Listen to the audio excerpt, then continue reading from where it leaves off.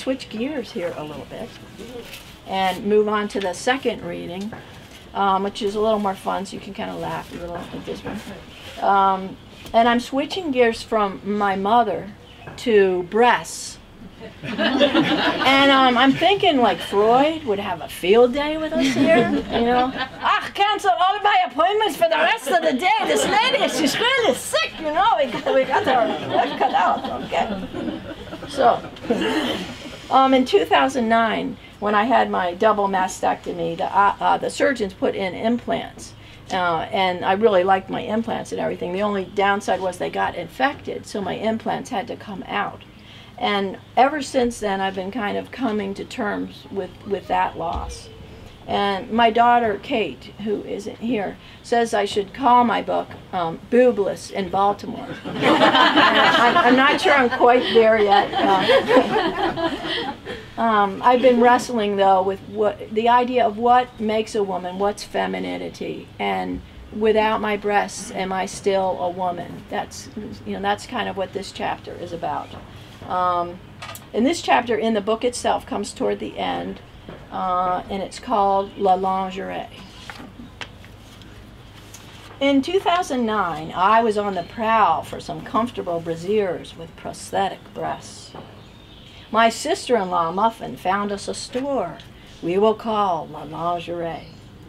The moment we entered La Lingerie, a saleswoman, Bev, lay claim to us. We followed meekly in her wake as she plowed toward the dressing room with the steady purposefulness of a tugboat. In the dressing room, with both Bev and Muffin looking on, I stripped down to my bare chest and stood in front of the full-length mirror. Immediately, I got that dressing room feeling. Nobody looks good under fluorescent light. But it was hard. The thing about me now is I'm not flat-chested as you might think. Our breasts do not sit atop our chests like igloos on the flatness of snow. Instead, our breasts are gouged deep within us. And so when the breast is removed, there's not flatness there, but a crater. So 2 craters. After I stripped down, Muffin and Bev fell silent.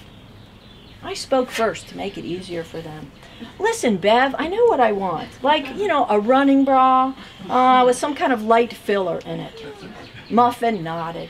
Simple, comfortable, yeah, or she won't wear it. Bev stood, feet planted, hands on her hip.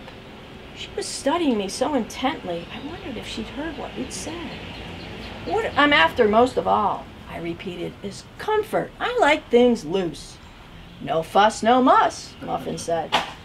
In the manner of a magician, Bev produced a yellow tape measure. She said, I have a procedure. First, I will measure you around the breast area.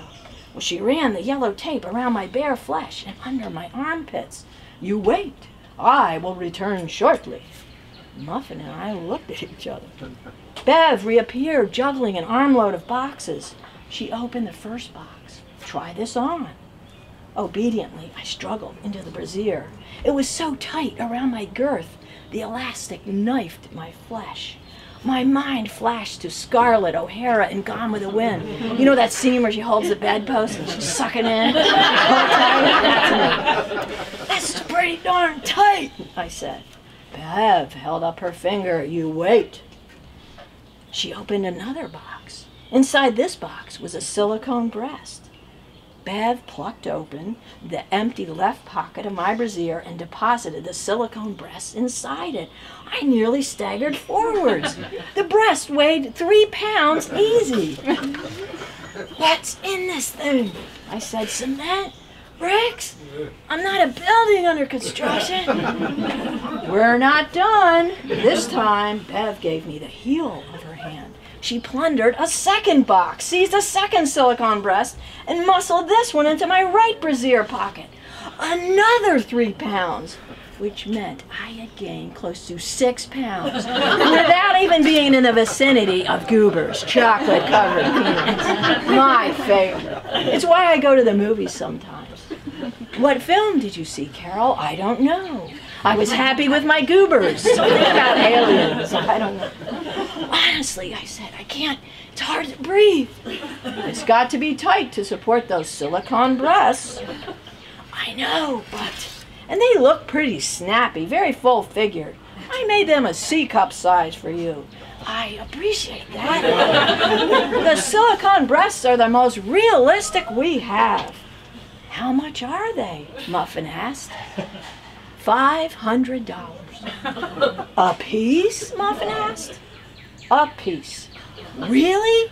I nearly staggered backwards, but I didn't, for fear of toppling with the tonnage of my new dress. I bit my lip. I wanted to unsnap the bra and condemn the whole contraption. Let it drop like an anvil to the floor. Let it crush my toes. Let there be a lawsuit. But I didn't want to drop the breasts. God help us if they landed funny. They might spring a leak or 2 leaks, and I might be out $500 or $1,000. I slowly unhitched the bra and carefully handed the breasts back to Bev, who liked them better than me anyway. So I'm all done.